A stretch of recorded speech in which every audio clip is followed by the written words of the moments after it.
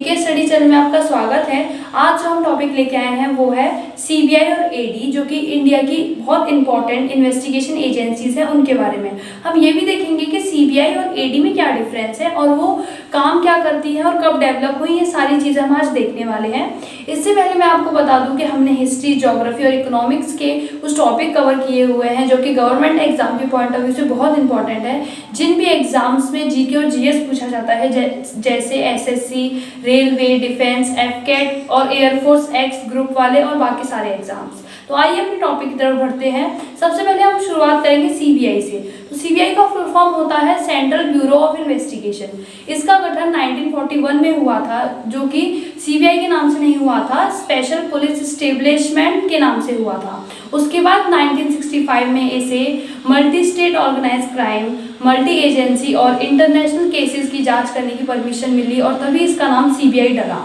CBI को investigate करने की power Delhi special police establish act 1946 में दी गई। इसकी जो डायरेक्टर होते हैं सीबीआई के, उन्हें जो अपॉइंट करती है वो कमेटी है हाई पावर कमेटी, जिसमें 3 लोग होते हैं। पहले होते हैं इंडिया के प्राइम मिनिस्टर, जो कि चेयरमैन होते हैं। दूसरे होते हैं अपोजिशन पार्टी के लीडर, अगर वो किसी कारणवश अवेलेबल नहीं है तो उस पार्टी के किसी दूसरे लीडर को उस वक्त के लिए अपॉइंट किया जाता है। और तीसरे होते हैं इंडिया के सीजेआई, मतलब chief justice of India. If अगर वो अवेलेबल नहीं है उस वक्त सीजेआई, तो फिर जो सीनियर मोस्ट जज होते हैं सुप्रीम कोर्ट के, वो उस वक्त वहाँ प्रेजेंट होते हैं। इसके बाद सीबीआई देश की सबसे बड़ी एजेंसी है। इसे 1941 में वर्ल्ड वॉर 2 के बाद इसका गठन किया गया था। इसके करंट डायरेक्टर हैं ऋषि कुमार शुक्ला और इसके फाउंडर हैं डीपी कोली, जिन्होंने जो कि सबसे पहले डायरेक्टर थे जब सीबीआई फाउंड हुआ था। मिनिस्ट्री ऑफ होम अफेयर के अंदर ये पहले आता था, लेकिन अब ये मिनिस्ट्री ऑफ पर्सनल के अंदर आता है, जो कि प्राइम मिनिस्टर ऑफिस के अंदर आता है।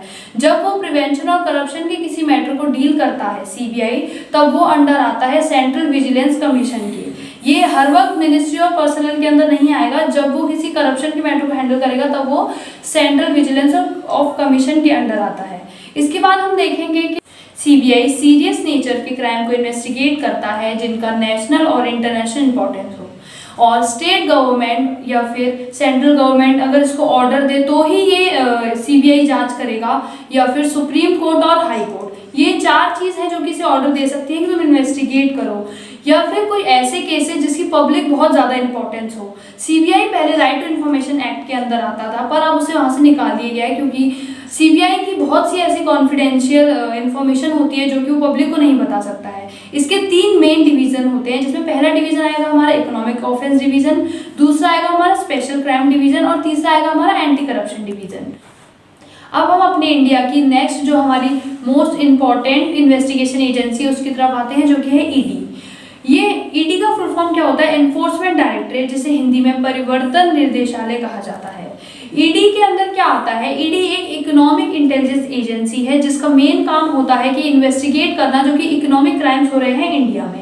इसके जो लीडिंग केस है, मतलब इसने जो मेन केसेस सॉल्व किए हैं, उनमें पहला आता है आईएनएक्स मीडिया स्कैम, दूसरा है 2G scam, yes bank scam और मुंबई एयरपोर्ट डेवलपमेंट स्कैम।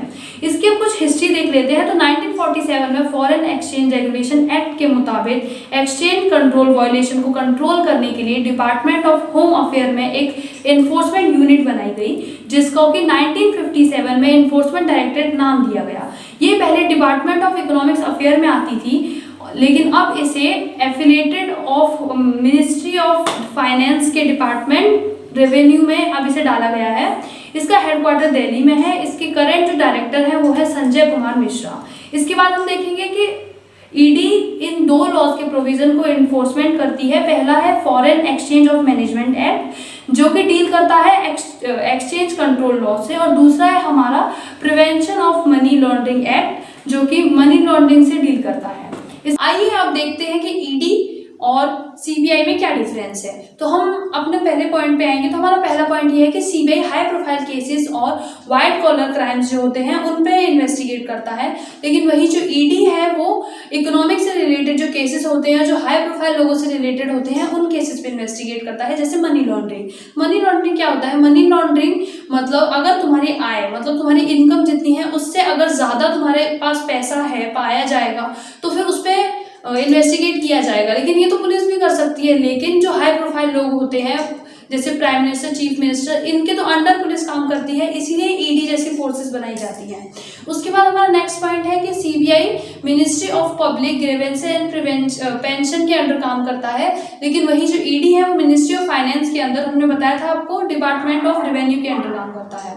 इसके बाद जो सीबीआई है वो अपनी कंप्लेन अपने आप रजिस्टर कर सकता है, उस पर इन्वेस्टिगेशन शुरू कर सकता है, लेकिन वही जो ईडी है उसे सीबीआई जैसी कोई एजेंसी चाहिए जो कि उसे केस दे और उसके बाद ही वो उस पर इन्वेस्टिगेशन स्टार्ट कर सकता है। आज का लेक्चर हम यही खत्म करते हैं। हमारे ईडी और सीबीआई का डिफरेंस आपको समझ में आया होगा, कमेंट बॉक्स में जरूर बताइएगा वो कैसा है।